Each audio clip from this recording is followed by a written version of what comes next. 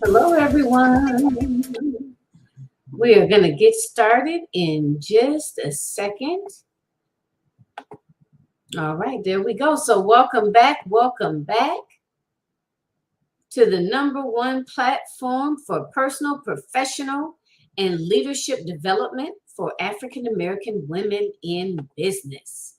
Yes, and I am your host, Jacqueline Kaba-Harrison, and I am back with another exclusive interview with Kearn Cherry, Butts in the Seat Queen. I'm going to let her introduce herself, but before she does, go ahead, grab a pen and a pad and get ready, because it's going to be some gems and jewels dropped, and I want to make sure you're able to jot them down. So 8 Queens Roundtable Leadership Symposium happens 3 times a year in January, May, and September. And again, it's dedicated to personal, professional, and leadership development for women in business. And as you know, this particular one is in conjunction with my book anthology that's going to be coming out next month in June, titled Born to Lead, Awakening the Leader Within. So we're going to be talking about leadership. All right, we're going to be talking about how to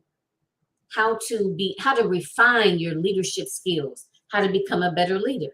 And if you are in business, then whether you consider yourself a leader or not, you are. And we want to help you be able to step up your game and be able to be a more effective leader and be able to scale your business in the way that you want to.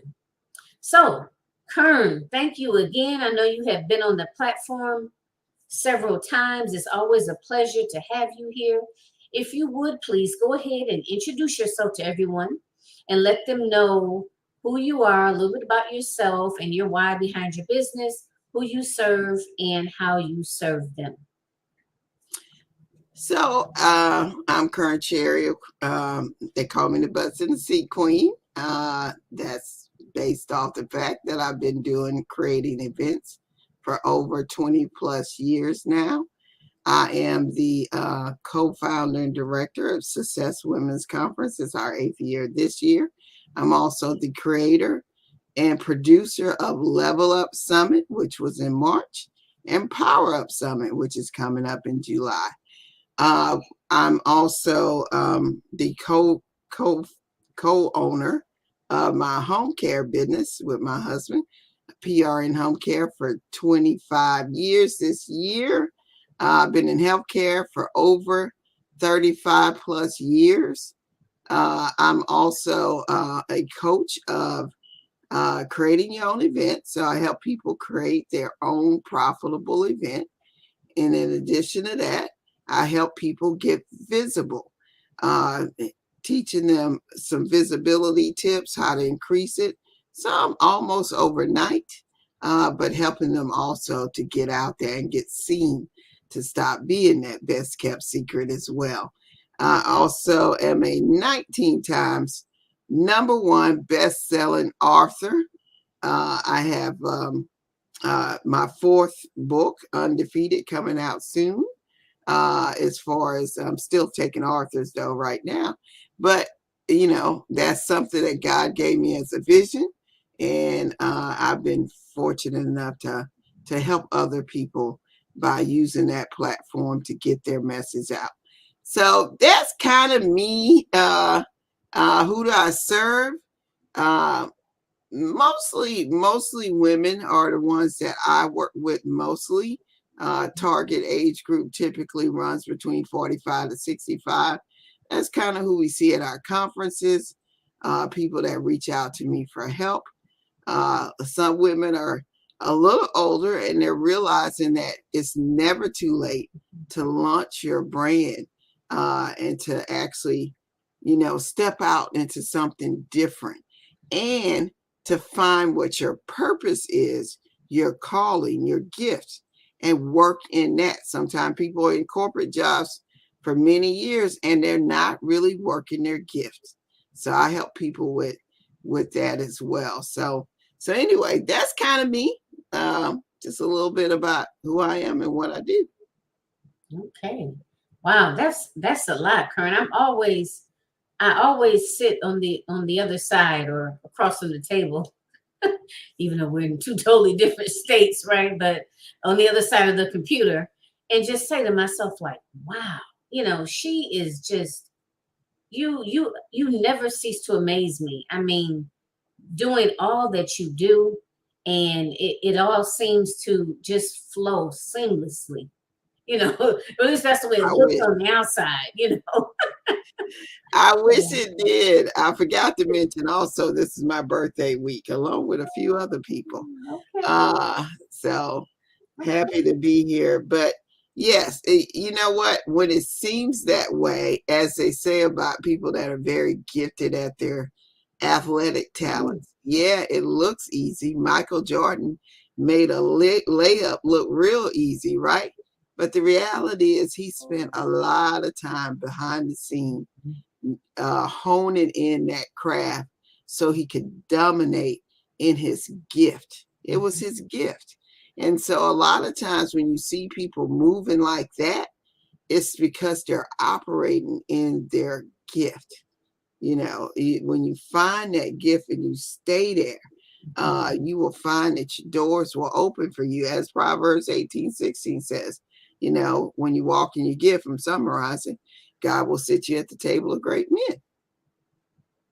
Yeah. Yeah. So let's dive on in there.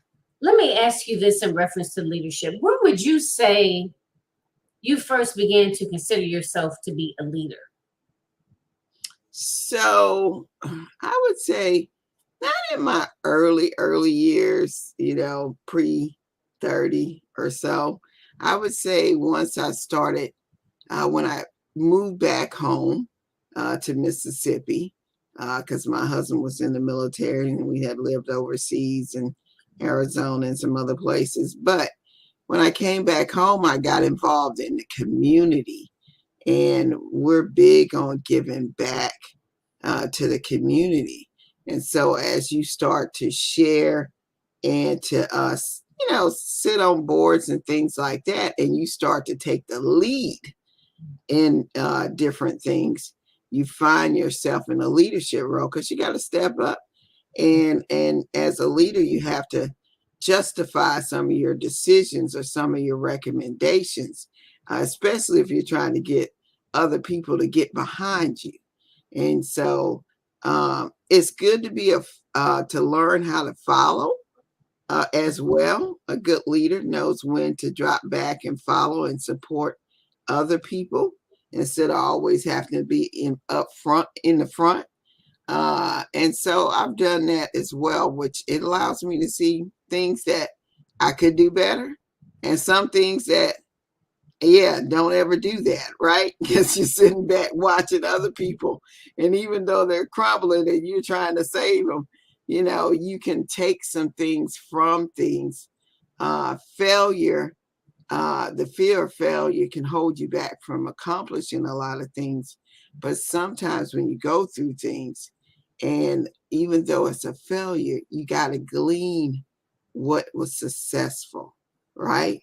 And you can do that even when you're following somebody else. And so let that lead us into, what would you say are some of the good characteristics of a leader? And I know you mentioned about being able to follow, and I know that that's come up before, being able to follow, sense of integrity, be able to communicate well. So what are your thoughts on that? So one of the ones that I always like to talk about is emotional intelligence. Emotional intelligence and being able to actually operate in that at a high level. Most people with emotional intelligence, a high emotionally intelligent IQ, are able to show empathy for other people, and they're very self-aware they're very self-aware, which allows them to be able to um, understand empathy with other people. So when you find that somebody's really not, does not have those skills, it's probably a sign of not a great leader. They may think they're a great leader, but it's really not. It's not when you have low EQ or EI, it tends to reflect on who you are as a person in a negative way. Also, and for me, I am extremely big on integrity and trust. I always tell people I am who I am. I'm not changing.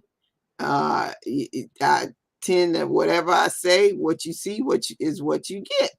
And so I find when people operate there, it frees you.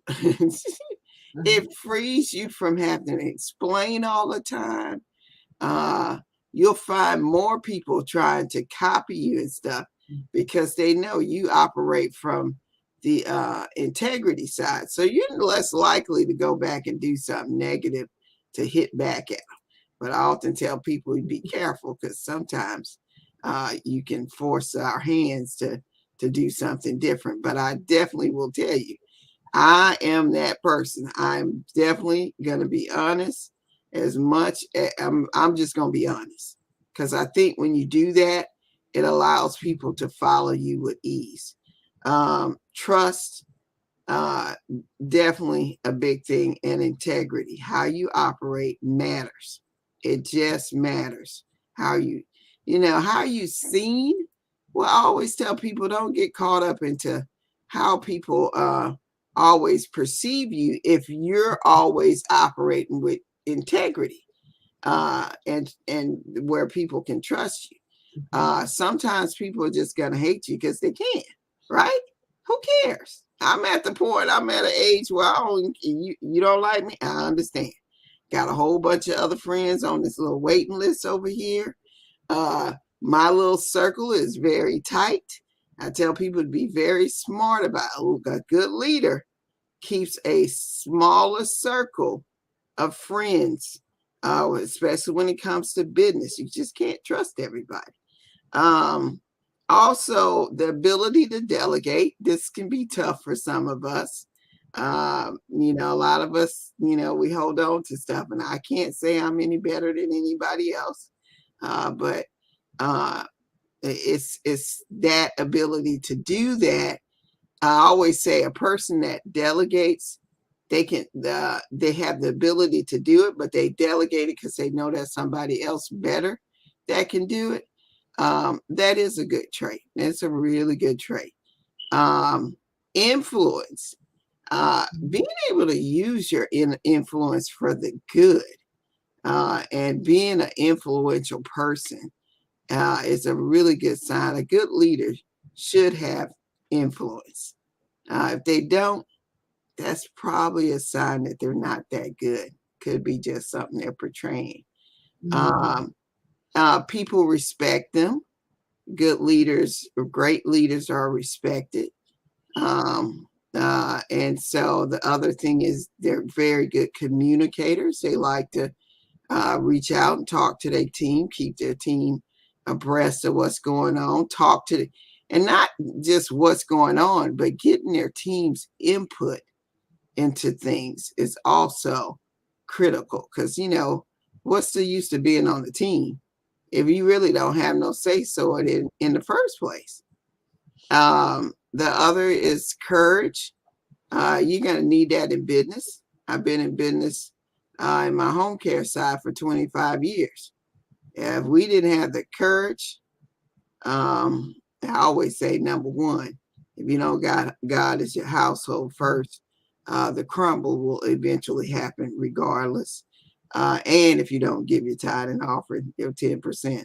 But having the courage to stay the course, even when something isn't looking the way you think it should be looking, right? Sometimes we make plans and God has a whole different plan. but we have to be willing to stay the course. If you're that kind of person that every time something looks like it's going a little awry, you just jump ship and go to something else, people are going to see you as not trustworthy, because every time something comes up, you're doing something else totally different from what you're doing. You know, part of having a good brand is being able to expand that brand and stay in that branch of the brand. Now, you know, of course, there are other things that, you know, like I said, we all have gifts, right? And sometimes we have, many of us, I think all of us have more than one gift. So you have to find the ones that allow you to be profitable. And you also have to have as courage, the courage to let it go, right? Sometimes you birth a baby and let's face it, the baby didn't want to grow up. Maybe it just wasn't for you, right? And so if that's the case, have the courage to let it go before it brings down all of your business. You know, I had to do that with we had adult daycare business. We had dreamed about, we went to training in Florida. I live in Mississippi. Went to training in Florida. My husband and I, we could barely stay woke, but we were determined we were going to get this training so we can launch that daycare, adult daycare. We both are in the healthcare field. So it's not like we didn't know. We just, you know, sometimes you just want to get that little extra information to help you. Anyway, the people here didn't want it. Yeah, I mean, we launched it. The prices were fabulous. Unfortunately, after looking at it, I'm like, these numbers are killing my other business, my home care business, you know. And on that, when we got to the second year, we're like, just let it go. You know, if people don't want to get up and bring their parents to a facility, either they're just not ready or they just don't want it. Give people what they want, not what you think they want, right? So a good leader knows when to have the courage to let it go, even though you have put so much time, money, and all that into it. You gotta go on. Learn to be flexible. You know, as we all talked about pivoting. Yeah, COVID taught a lot of us, and a lot of us entrepreneurs were already pivoting. If you ever been through some of the things we've been through here on the Gulf Coast, from the Hurricane Katrina to the oil spill, and in between those two, you had the crash, which the whole world felt as far as finance.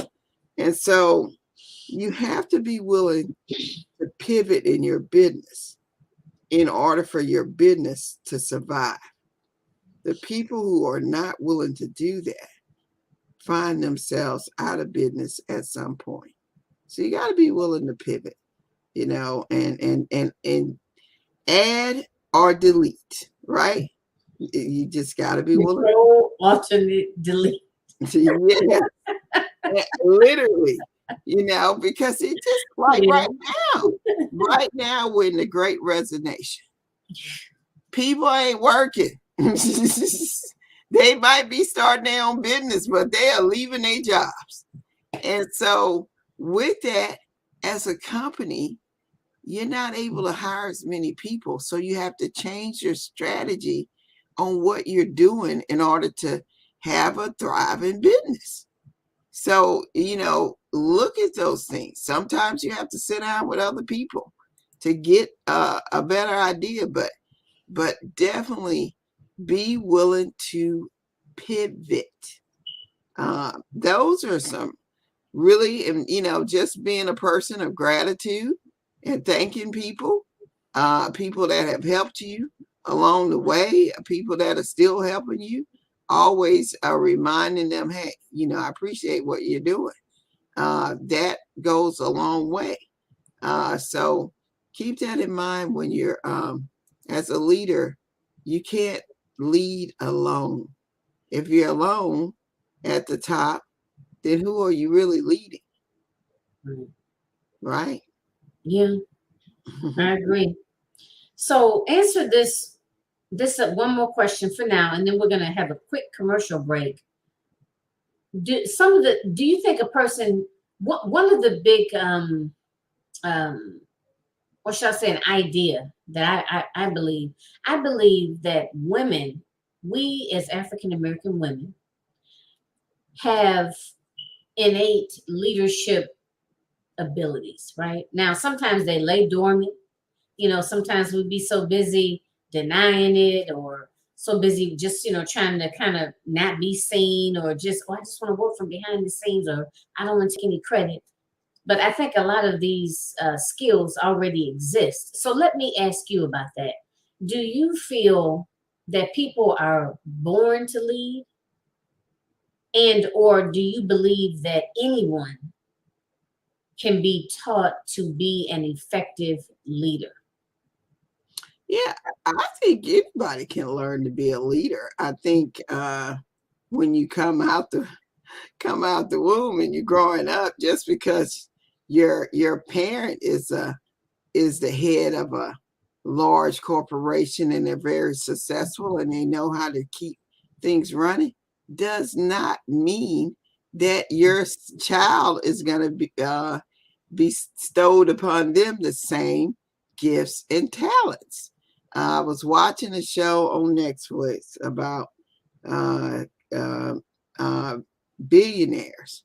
And typically what happened is the dad was successful and the son, not that they were not successful, it's just that how they chose to go about their success, there were some integrity issues. And so with a dad, it might have operated in integrity and kept things low, didn't care about all the overblown, because when you got billions of dollars, you can have all the publicity you want on yourself, right? In addition to the company. And so it didn't make them great leaders. It did not, where the dad might have said, well, we're running low. I'm going to make sure all the staff is paid. The son comes around and says, well, I'm going to have a big birthday bash. And it's unfortunate, but I wasn't able to pay all the staff. Really. See, no, people learn to be great leaders, so it's environment, I think, and training. And then as they grow, their willingness to learn to be a better leader, to be a great leader. Okay. So we're going to take a quick commercial break. And when we go back, Kearn is going to tell us about some of her mentors and influences as she was coming up, as she was blossoming into be this extraordinary leader that she is today. So give us one moment. We'll be right back. Realizing Your Potential LLC presents Born to Lead, Awakening the Leader Within. This anthology brings together women that have overcome hardships in their lives and have managed not only to survive, but thrive.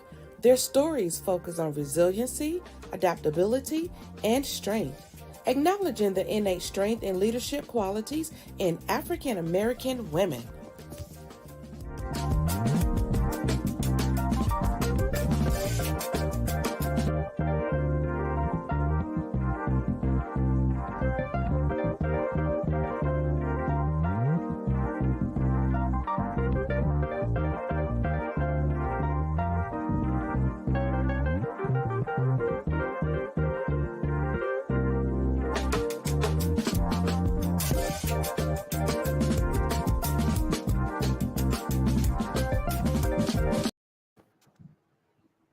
All right, we are back. We are back.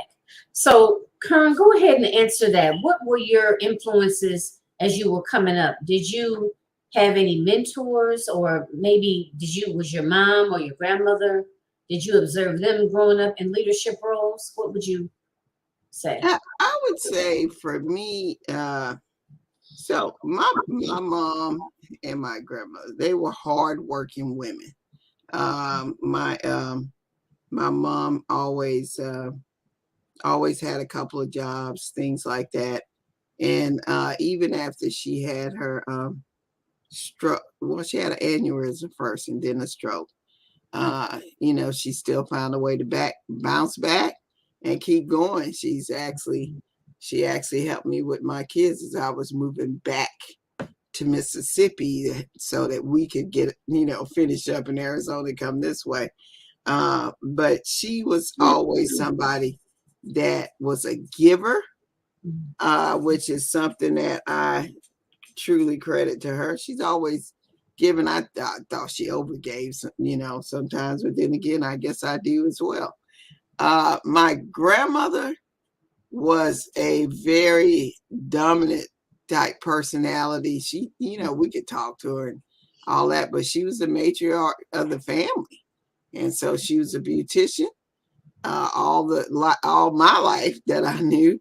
And so a lot of people came to her for different things to talk about, things like that. And even in the family, you know, if you had an issue, you eventually go to my grandmother and ask her and talk to her about different things. So in her own way, she was a leader in that sense. You know, many times African Americans were not in those jobs that allow us to be called a leader, a corporate leader and all that. So, but my grandma, entrepreneur, like I said, as far as I knew, she's always been one. My mother, she had her own way of being an entrepreneur. We used to, and it was really just to make sure that you had extra money, but she used to have a what I call a paper route, which is what we call it back then, that took up half of the city of Biloxi, half of one side of Biloxi. And we did that every morning. So every morning at 3-4 o'clock, we were up before school. One of us was in that car going with those papers. And that did kind of introduce me to, you know, you can raise money outside of working for somebody else, you know. So, but those are, I mean, for me at a young age, yes, those were the women I saw. And those were the women that was always supportive of me. But now, what about as you got older and into your own business? Did you, what types of mentorship did you have? So, I mean, you know, I've always, looking at that question, I've always said, I guess it's probably more business friend relations where I could bounce stuff off people. Okay. And like my producer of my TV show, 𝙌𝙐𝙀𝙀𝙉𝙎, Caregiver's Journey, my friend Elaine Stevens. I mean, she was just determined. She's like, we will not let this go. It was for caregivers. Mm-hmm. And she was like, I'm going to find a way to get this on air. And you know what? The first time we tried, yeah, it was not a yes. We had everything set up, paid for, furniture and all that. And it didn't happen. 5 years later, she had her friend moved to town. He opened a studio, and I was one of the first people she recommended to have a show at his studio. And she was in the business. Had been in the business at that time, 50 plus years, had worked for 𝙇𝙀𝘼𝑃 and people like that. So, I mean, she really was her and Robin Roberts actually were the first female anchors here on the Mississippi Gulf Coast. So, her background was really extensive. And her family, her dad, Gus Stevens, a lot of people, all of us down here know her dad as he had a entertainment cafe where all the stars would come, like Andy Griffin and people like that. And so I'm trying to think of the one that actually died here. There was one that died coming from his restaurant that made his name very famous around the world. Really, you can Google Gus Stevens right now, and you'll find his name associated with. I'm trying to think. I can't think of her name right now, but anyway, but people like that having an influence and showing different type of leadership. There are different types of leaders. There are people that have a dominant type personality. There are people that have a subtlety to theirs where they like to be a little inclusive. Some people are nurturers. And so, yeah, she's definitely one that sticks out in my mind as a true leader who's been through a lot and was able to share a lot with me. And she didn't have to. That's the thing is, she didn't gain, as far as I was concerned, there was nothing for her to gain for being creating that TV show, right? Because there was no real money to it.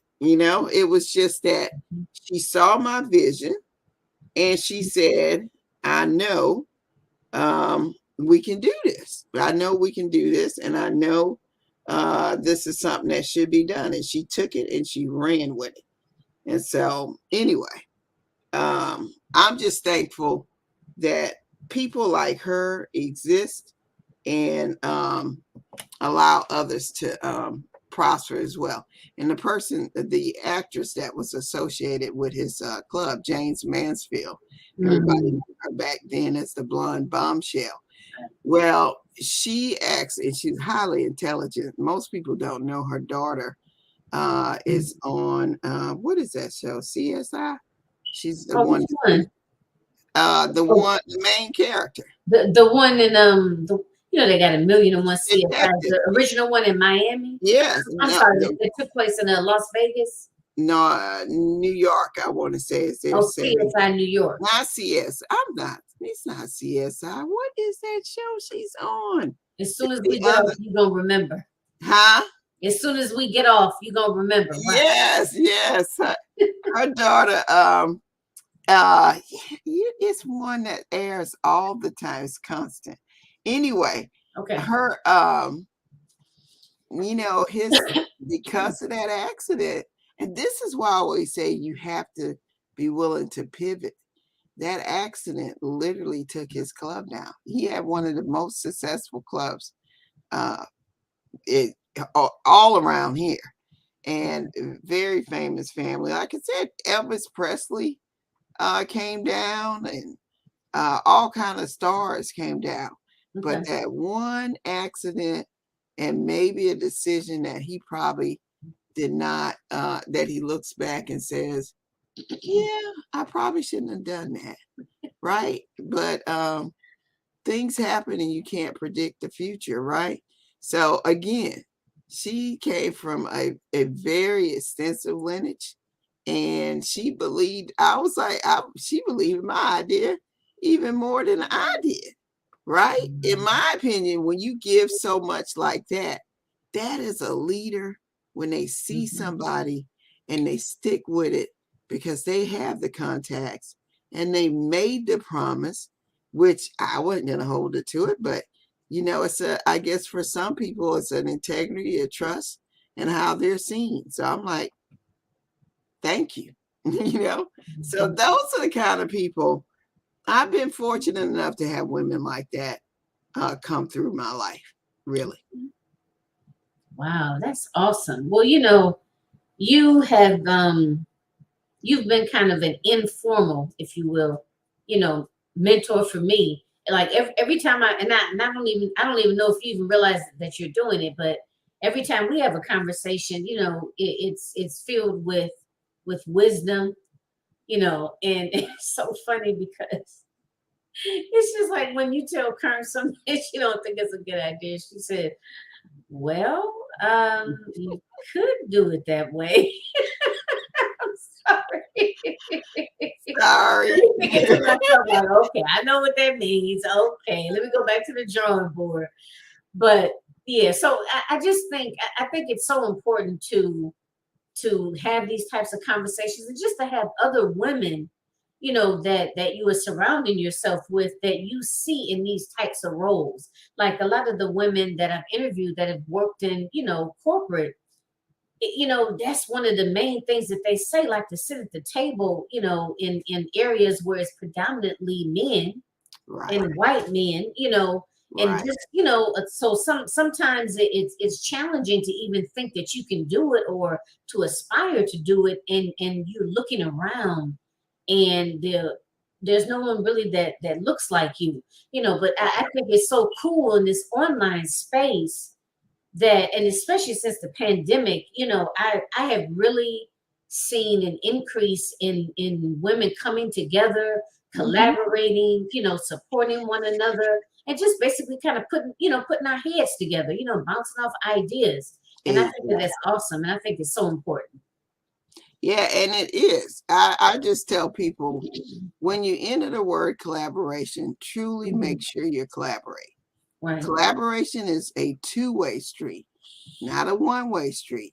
So if one person's coming just to mainly receive and maybe give you a few things so that they can receive, because there are people like you and me out there, Jackie, that we give a lot, and so then in return, you're sitting around thinking, you look back and you say, well, what did I get? What did I get from that? Yeah, that wasn't a smart trade-off. And as business people, you really have to start to realize, as women, we often talk about collaboration over competition, but some people bring to collaboration competition it's underneath. It's underneath. Yeah. That's right. It's underneath. So be wise, keep your eyes open, and know that everybody's not for you. They're for themselves. They may be for somebody else, but there's a lot of people that are just in it for them. Yeah. So for women, we need to make sure that, we are pulling up other people, and like I said, be mindful of who those people are. Everybody isn't your cup of tea, but we do need to reach back and do that. I think we complain a lot about men, but at the end of the day, sometimes we are just our worst enemy. Yeah, I agree, Karen. So speaking of that, can you share with us some challenges that you've experienced in your, personal, or I guess in your business? Oh, So challenges you've experienced in your business in a leadership role. Well, I think for me, always the biggest challenge is when to walk away. When something's not working out, like I mentioned, the adult daycare center. Also, there's those peaks and valleys that you have in your business. I remember after the oil spill, I'll talk about that start during the oil, when we had the oil spill in 2010. It started off as one of the best years ever. And then somewhere after that oil spill, it became the worst year ever. Watching, and you have to really hold yourself together when you see yourself losing clients, losing renters in your business, and just contracts being put on hold and all that kind of stuff. And you have to find a way to stay positive, up your prayers, don't cut your tithe and offering, and let him lead you, because he, just like he's was getting you through when you were being successful, he'll get you through when things aren't looking good. That's the way God operates when you have him as your head. And so I've seen just nightmares. After Hurricane Katrina, we lost half our clients, and their houses were wiped out, and then the kids started moving them. And when you start moving the elderly, people start dying, and so that was a little hard, because many of my clients will have for 3 to 5 years, and to watch them go so quickly after a storm, it's hard as an owner. And as somebody in healthcare that's used to taking care of people, it can be hard, but you have to find the strength to keep moving, because there are caregivers that depend on us, and there are clients that are still here that depend on us. So, yeah, I just, you make the pivot. Though things don't look always great, make that pivot. You figure out how to stretch and make them dollars last into the next wave, And so, yeah, like I said, as an entrepreneur, you really have to be smart in your decisions on that. And I'm sure with the corporate people during this pandemic, there were a lot of adjustments, and a lot of times it's African American period, but it's for African American women, I'm sure there were times where people were laid off unexpectedly. I know I was sitting in a room where they said, during this process, you're going to see a lot of elimination of middle management, which a lot of African American women fall in that middle management side. And so I want to encourage you, don't wait for that. Get you something online that allows you to be dependent on God, right? So while you're working for those corporations, find something in your gifting that you can create online and create another source of income. Even when you're working for a corporate job, you still need to find a way to create multiple streams of income. And for me as an entrepreneur, it's at least 7, right? But, as a corporate person, we tend to come up with that time frame. So anyway, you need to do that. You need to create other source of income so you are not blindsided by these people who are, they're saving money. And you know what? The sad thing is the government paid them money. They're working people less because they're keeping them at home, and they're spending less, and they're still cutting people. Did you say 7 streams of income? Streams of income? Yeah, 7, not 7 businesses, 7 streams. Okay. She's like, hello. But I'm not gonna lie to y'all. I know not 7 businesses now. Okay. Yeah. Okay. Well, go ahead. I say that because a lot of people aren't able to maneuver 7 businesses, but there are many companies, many people that have a lot of money. They have 20-something business, 30-something businesses, not just streams of income, business. And so, but they have these, they have multiple people working for them that can run that. Right. So it's not dependent on just them. Right. But 7 streams of income, I mean, that could be anything in our world. That could be, as we were talking earlier, magazine. You can be making money off of your podcast, your events, your coaching, just multiple ways to make an income. Okay. Yeah. I mean, 7 streams. I've heard that.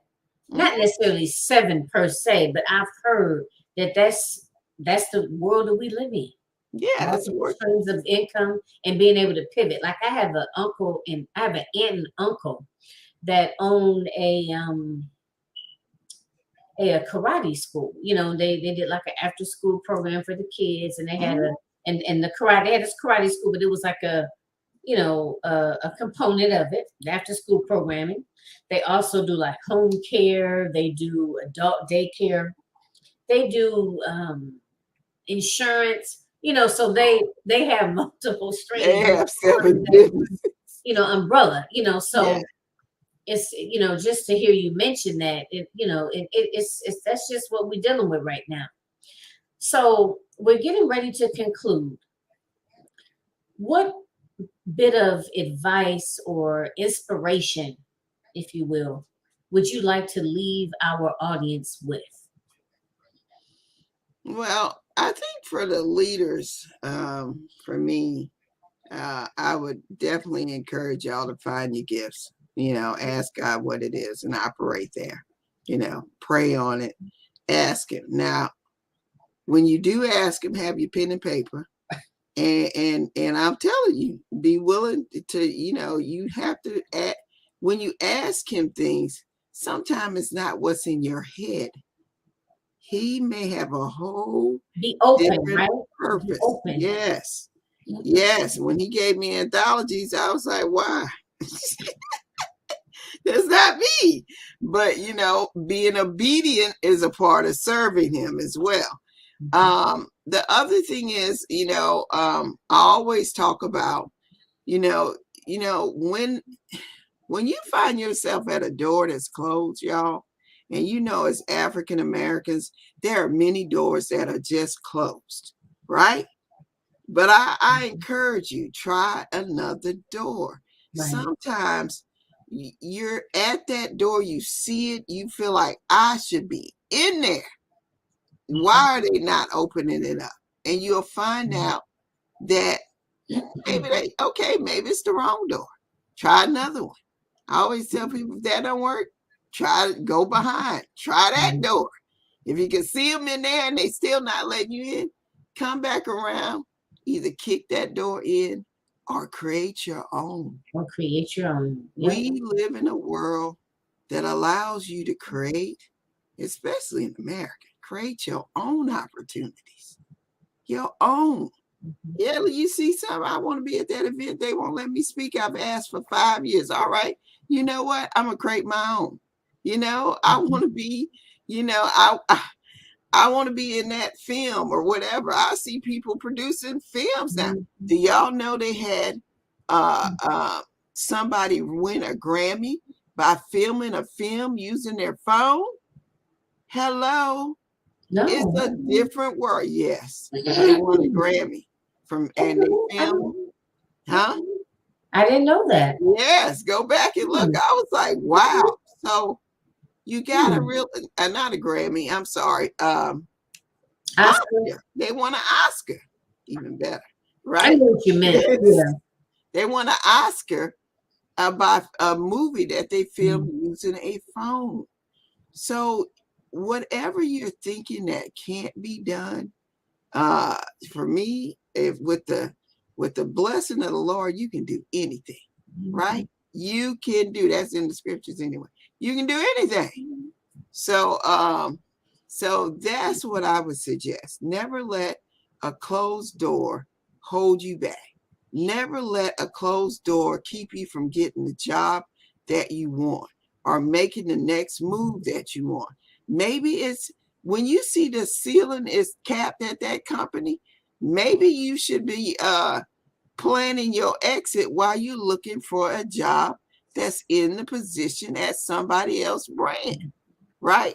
They say you're supposed to come to a job with already, when you first get there, the first thing you just should do is create your exit plan.